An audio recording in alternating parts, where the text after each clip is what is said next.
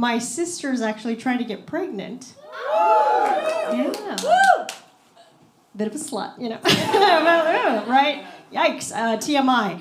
No, I'm kidding. She and her long-term husband are apparently having unprotected sex. So, you know, again, did I need to know? Yeah. I'm excited. No, they're gonna have a baby. I'm gonna be an aunt. I'm gonna be a fun aunt. Don't worry. We're gonna have them call me Funt, you know, Funty Sierra, dirty little Funt, whatever the kid decides, I'll answer, you know. And it's exciting. You know, they say if your sibling has a kid, you may be more likely to have a kid yourself, which we'll see, you know. But I'm liking the childless adult life I have. You know, I don't have kids. My friends don't have kids. We live in a city. I don't really see those guys, you know. Thank you. Weird. But no, you know, you get me. Basically, I don't really see kids that often, right? It doesn't happen. Though I do live really close to a middle school, which I discovered, you know, because I was just kind of peeking outside of my house at the right time, you know. Sorry, that's creepy. The wrong time. I was checking, and yeah, there were like kids walking by, and kids in the wild, it's crazy, right? They're different. They're not like kids on TV, right? Kids on TV, they're like 25. They're pretty hot, you know. But no, real kids, they're young, ugly. It's crazy, and I think, but seeing them, it's like nostalgia. You know, I do like seeing kids out and about, and it's just like, oh wow, it's like seeing like a classic car drive by. You know, you're just like, beautiful. Yeah. Right. Didn't know they were still making those. Thought we agreed they were like bad for the environment. What's going on? You know, better check the emissions on that third grader. That's all I ask. You know, I had a good childhood. I gotta say, my parents are have been supportive of me, which is great, and they really supported me doing stand-up, which is crazy. Like, I remember when I told my mom I wanted to do comedy, like, she was really sweet. She was like, oh yeah, me and your dad used to go see live comedy when we were dating, which is disgusting. You know what I mean? Like, ew, right? I get that, like, parents had lives before we were born or whatever, but like, ooh, keep it to yourself. Yeah. I don't need to know, right? I just want like a respectful distance from my elders. That's all I asked. That's why it's like, you know, I had kids, I had friends growing up as a kid where they would like call their parents by their first names. Did you guys have those friends? Yeah, it was weird. Right? Like I'd go over to their house and they'd be yelling at their dad. They'd be like, yo, Vincent, get over here. Like, Jesus Christ. Like, Vincent, that is your father, you know? Show a little respect, right?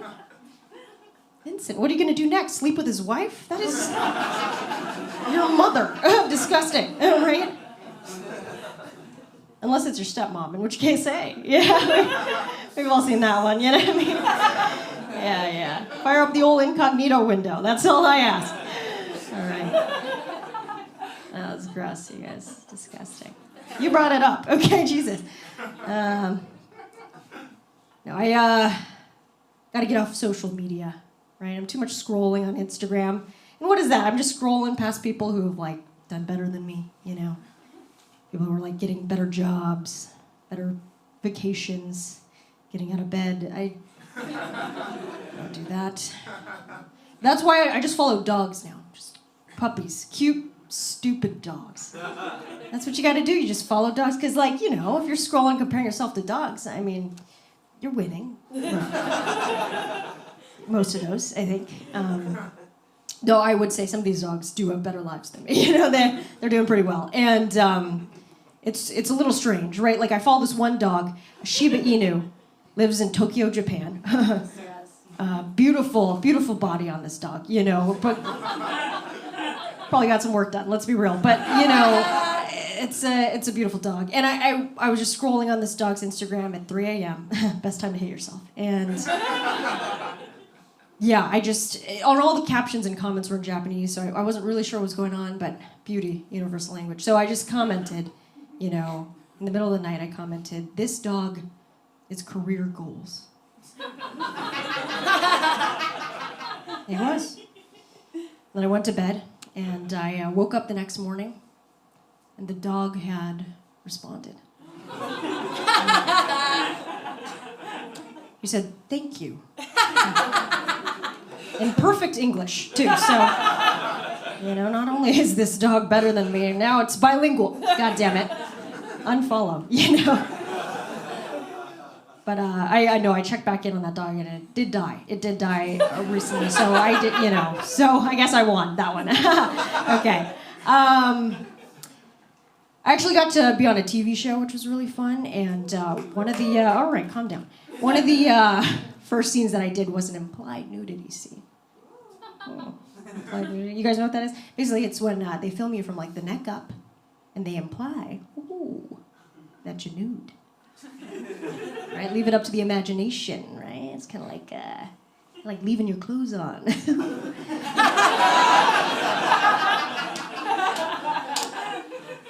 Bunch of kinky people here.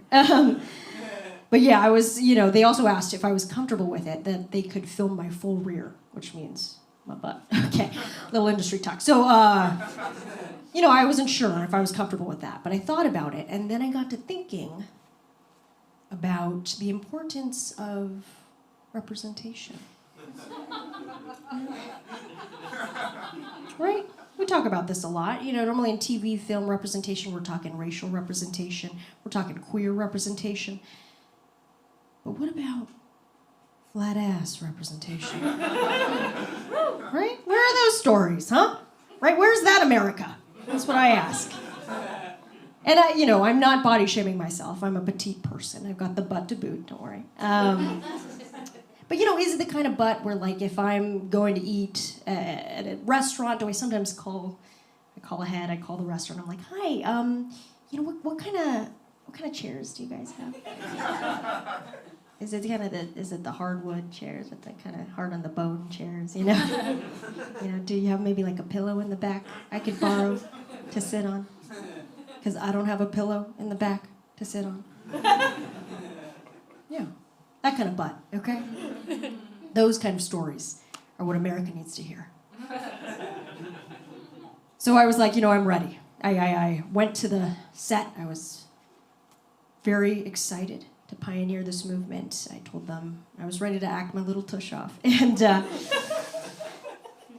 showed them what I was working with. They took one look at it. They were like, "You know what?